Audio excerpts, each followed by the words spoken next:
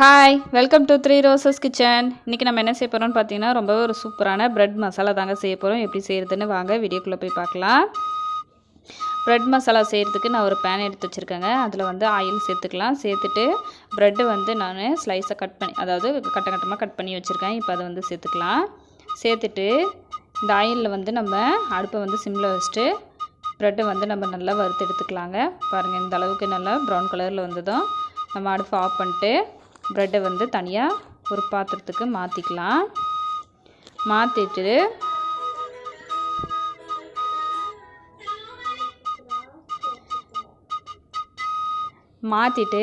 இப்போ அந்த பேனை மறுபடியும் வச்சுட்டு அதில் மறுபடியும் ஆயில் வந்து சேர்த்துக்கலாங்க. சேர்த்துட்டு இப்போ இதில் வந்துட்டு நான் பெரிய வெங்காயம் வந்து பொடியாக கட் பண்ணி வச்சுருக்கேன். இப்போ அதை வந்து சேர்த்துக்கலாம். ஃபஸ்ட் டைம் நம்ம சேனலை பார்க்குறதுனால சேனலை சப்ஸ்கிரைப் பண்ணிக்கோங்க. மறக்காமல் லைக் பண்ணிட்டு உங்கள் ஃப்ரெண்ட்ஸ் அண்ட் ஃபேமிலி மெம்பர்ஸ்க்கு ஷேர் பண்ணுங்கள். இப்போது வெங்காயம் வந்து நல்லா வதங்கினதுக்கப்புறமா நம்ம வந்து இது கூட இஞ்சி பூண்டு பேஸ்ட் வந்து ஒரு 1/4 டேபிள் ஸ்பூன் சேர்த்துக்கலாங்க. சேர்த்துட்டு இப்போ அதையும் நம்ம நல்லா வதக்கிக்கலாம். வதக்கிட்டு இது கூட பார்த்திங்கன்னா நான் 2 தக்காளியை வந்து பேஸ்ட்டாக அரைச்சி சேர்த்துக்கிறேன். நீங்கள் தக்காளிக்கு பதில் டொமேட்டோ சாஸ் கூட சேர்த்துக்கலாங்க. ரெண்டுமே சேர்த்துக்கலாம். ரெண்டுமே நல்லா டேஸ்ட்டு கொடுக்கும். இப்போ இது சேர்த்துட்டு இதோட பச்சை வாசனை போகிற அளவுக்கு இதையும் நம்ம நல்லா வதக்கிக்கலாம். வதங்கினதுக்கப்புறமா இப்போ நம்ம மசாலா வந்து சேர்த்துக்கலாங்க. மிளகாத்தூள் வந்து 1/2 டேபிள் ஸ்பூன், 1/2 டேபிள் ஸ்பூன் மல்லித்தூள்,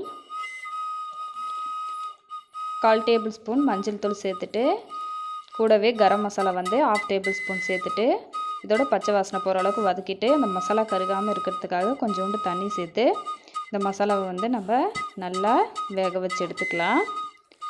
எடுத்ததுக்கப்புறமா இப்போ இதுக்கு தேவையான அளவு உப்பு வந்து சேர்த்துக்கலாங்க. சேர்த்துட்டு இப்போ இதையும் நம்ம நல்லா மிக்ஸ் பண்ணி விட்டுக்கலாம். இது வந்து பார்த்திங்கன்னா ஈவினிங் ஸ்கூல் விட்டு வர்ற குழந்தைங்களுக்கு செஞ்சு கொடுக்கலாங்க. ரொம்பவே டேஸ்ட்டாகவும் ரொம்ப ஒரு ஹெல்த்தியான சூப்பரான ஸ்நாக்ஸ் ரெசிபிங்க. இப்போ நம்ம ஃப்ரை பண்ணி வச்சுருக்கிற ப்ரெட் துண்டை வந்து சேர்த்துக்கலாம். சேர்த்துட்டு இந்த மசாலா கூட நம்ம ப்ரெட் துண்டை வந்து நல்லா இந்த மாதிரி கலந்து விட்டுக்கலாங்க. ஃபைனலாக கருவேப்பிலையோ கொத்தமல்லி தலையோ எது இருந்தாலும் தூவிட்டு நம்ம ஸ்டவ்வை வந்து ஆஃப் பண்ணிடலாம். அவ்வளோதான், ரொம்பவே சூப்பரான ப்ரெட் மசாலா வந்து ரெடி ஆகிடுச்சு. சீக்கிரமாக செஞ்சு முடிச்சிடலாம். அதே மாதிரி ரொம்ப ஹெல்த்தியான ரொம்ப டேஸ்டியான ரெசிபிங்க. கண்டிப்பாக ட்ரை பண்ணி பார்த்துட்டு கமெண்ட் பண்ணுங்கள். தேங்க்ஸ் ஃபார் வாட்சிங்.